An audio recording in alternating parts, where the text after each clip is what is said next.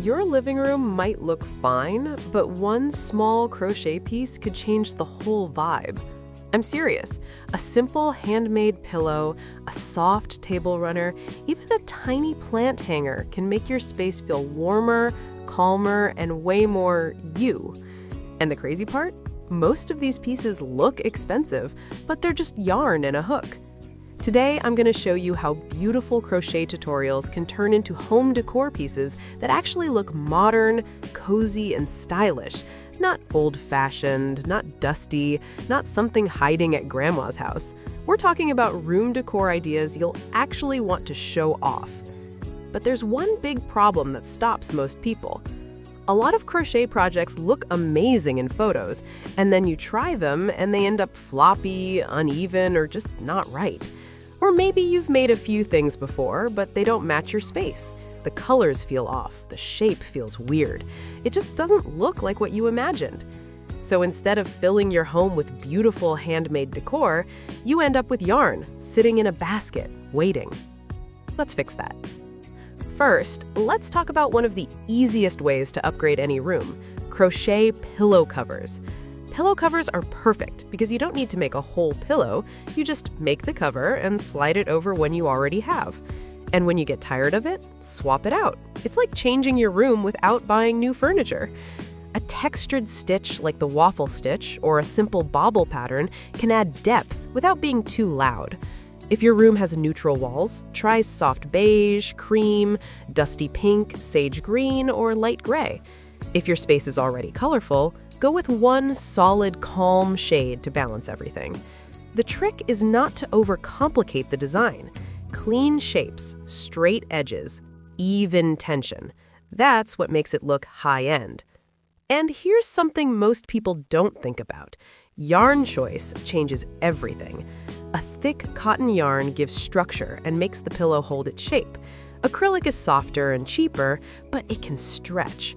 If you want something that looks sharp and modern, cotton or a cotton blend is usually the safer option. Now, imagine this. You walk into your bedroom, and instead of plain store-bought pillows, there's one handmade crochet cover with a subtle texture. It catches your eye right away. It feels warm, personal, intentional. That's the power of one small project. Next up, crochet wall decor. And no, I don't mean random doilies stuck on the wall. I'm talking about simple, clean wall hangings that look like something you'd see in a cozy Pinterest room. A basic wall hanging can be made with just a wooden dowel and some yarn. You create long strands with different stitch patterns, maybe some double crochet rows, maybe some open mesh sections, and let them hang down. Add fringe at the bottom for a soft finish. Stick to 1 or 2 colors max if you want it to look modern. Too many colors can feel messy. Cream with a touch of brown, white with soft blue, even all one color can look amazing if the texture is interesting. The key is length and balance. If the wall is empty and tall, make a longer piece. If it's a small space, keep it short and simple. And here's a small detail that makes a huge difference: steam blocking. If your wall hanging looks uneven, don't panic. Lightly steam it and shape it while it's damp. Let it dry flat. Suddenly, those stitches look clean and straight. It's like magic. Now let's move to something that people always notice: crochet table runners. A dining table or coffee table can look empty and cold without something soft on it. A crochet runner adds warmth instantly. You can keep it simple with rows of double crochet and chain spaces for a light, airy look. Or go for a repeating pattern like shells or fans. Just remember, if your table already has a lot going on, candles, books, trays, keep the runner simple. If the table is plain, you can make the pattern more detailed. Length matters here. You don't want it too short. Let it hang slightly over the edges of the table. Not too much, just enough to look relaxed. And please, don't ignore color. White is classic, but it shows stains easily. A soft beige or light gray is more forgiving and still looks elegant. Now, let's talk about something small but powerful: crochet plant hangers. Plants already make a room feel alive. Add a handmade hanger, and suddenly it feels cozy and creative. The best part? Most plant hangers use basic knots or simple stitches. You don't need advanced skills, just strong yarn and tight tension. Make sure you test the strength before hanging your plant. Cotton cord works great because it doesn't stretch too much, and always check the weight of your pot. Imagine sunlight coming through your window, hitting a hanging plant wrapped in soft cream yarn. It sways slightly, it casts small shadows on the wall. That's the kind of detail that makes a space feel peaceful. Now, here's where things get interesting. Let's say you've made a pillow cover, maybe a wall hanging, maybe even a runner, but something still feels off. The room doesn't feel complete. This is where layering comes in. Crochet works best when it's part of a bigger picture. Pair your crochet pillow with a chunky knit blanket. Put your table runner under a wooden tray. Place your crochet basket next to a stack of books. Wait, crochet basket? Yes, storage can be decor too.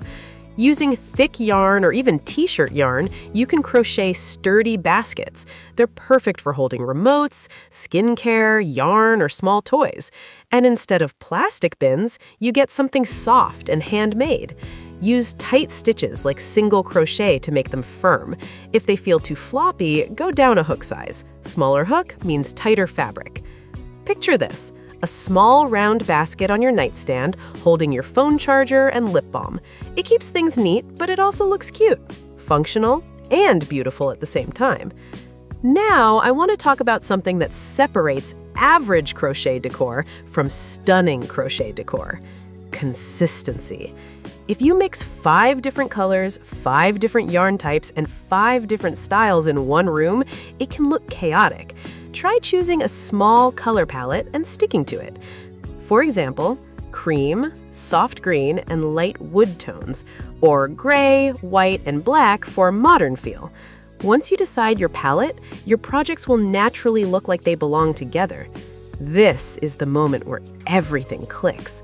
You're not just making random crochet items anymore, you're designing your space. You look around your room, and instead of seeing blank walls and boring surfaces, you see opportunities. A bare corner becomes a spot for a tall crochet basket. A bare wall becomes the perfect place for a textured hanging. A plain chair becomes cozy with a handmade cushion cover. And here's something important. Your projects don't need to be perfect to be beautiful. Small mistakes? Most people will never notice. What they will notice is the effort, the warmth, the fact that it feels real. Handmade decor has a different energy. It tells a story. It shows time and care. And when someone asks where you bought that pillow or that runner, and you say, "I made it," that feeling, that's special.